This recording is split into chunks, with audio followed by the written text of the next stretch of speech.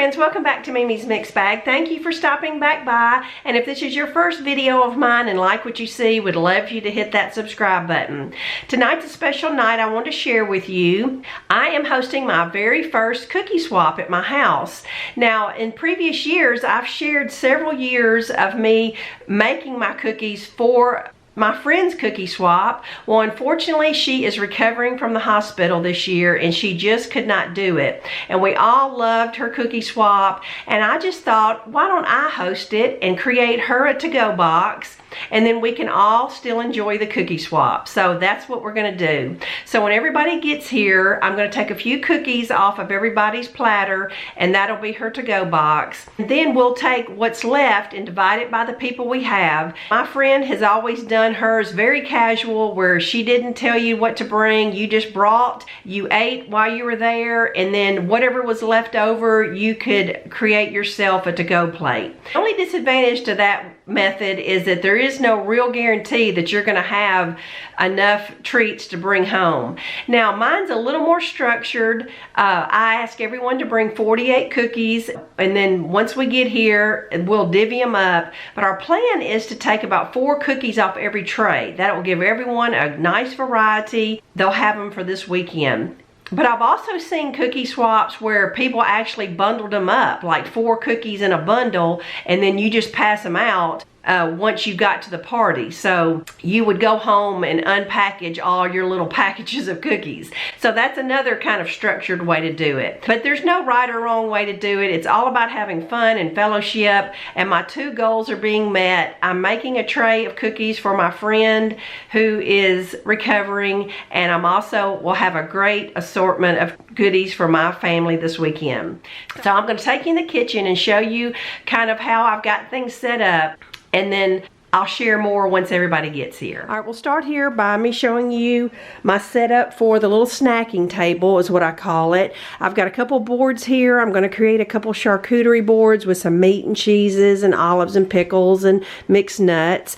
This container right here, you may have never seen this before, but this is called the Savory brand Party Cracker Seasoning. You season up some saltines, and they are absolutely delicious. They have several different flavors, so if you ever see this package at a boutique, they are wonderful. Got a cheese ball here, and this big platter here is for extra cookies people may bring. I said if you made more than 48 and want to bring a few for the snacking table, feel free to, but I made a couple extra dozen just in case no one does. I'm going to show you a few things that I bought from Oriental Trading this year for my party, and a little disappointed in these paper plates. I thought it was such a cute idea, but once I got them, they're pretty flimsy to be a little party plate.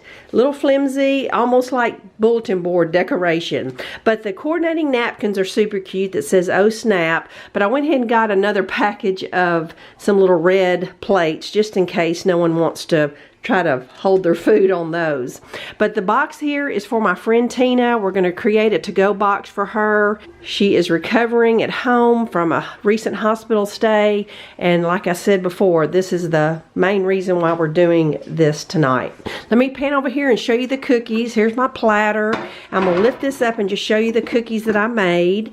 I made a double batch, and they turned out delicious. These are white chocolate dipped chocolate cookies with some peppermint crumbles on top. Just real happy with how they turned out. I'll put the link below of this cookie recipe. Highly recommend. They are delicious. So can't wait to share those. So I'm going to put my platter back here.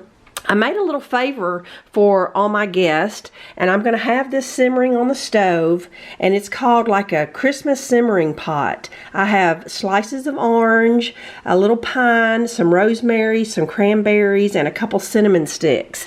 And when people leave tonight, I'll give them this little baggie with a little tag on here that explains what to do to slice the orange up and put it in saucepan or crock pot, and just let it simmer all day, and it will fill your house with a wonderful Christmas aroma. I hope they'll enjoy that. All right, we're going to going here into the garage now. This is where the swap is actually going to take place. I set it up pretty much like my craft nights, and I just kind of decorate the walls with some of my holiday flags. Some of you that have been with me for years know that usually whatever season I'm doing something gives me an opportunity to display my flag collection, and just love them. And I took some gift wrap here and made a little banner, and I'm gonna give someone a little photo opportunity that says Cookie Swap 2021. I doubt I will make this an annual event because someone else can host next year, or we'll be back at my friend Tina's again. I just got a couple tables set up here. Let me show you this adorable tablecloth. That come from Oriental Trading. Real happy with that.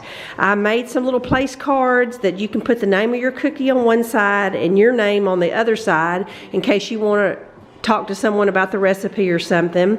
Picked up these cute little tongs from Dollar General. Some are snowmen, some are little Christmas trees, just super cute for $1 each. I picked up several of those. And the center of the table, I just honestly just grabbed some stuff out of my stash, stuffed it in a little Christmas container, and added my little wooden gingerbread boy and girl that I made a couple months ago with some of my thrifted makeovers. Real happy with how that turned out, and jazzed the table up too.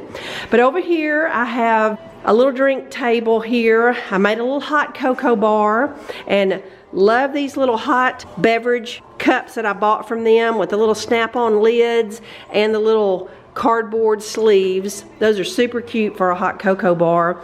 A few different kinds of hot cocoa, and also some packets of apple cider if someone would prefer that. Got some marshmallows here, and I had to buy this mug the other day that I found. It said Peppermint Kisses, and filled it with, of course, Peppermint Kisses. Some stir sticks and a few little bottles of some Bailey's Irish Cream if someone wants to really doctor up their hot chocolate. And also some cold drinks if someone doesn't want something warm. But I got a heater going, some Christmas music playing low in the background, and just wanted to give you a little preview of what everything looks like set up, and I will take some shots when everybody gets here and show you what it looks like.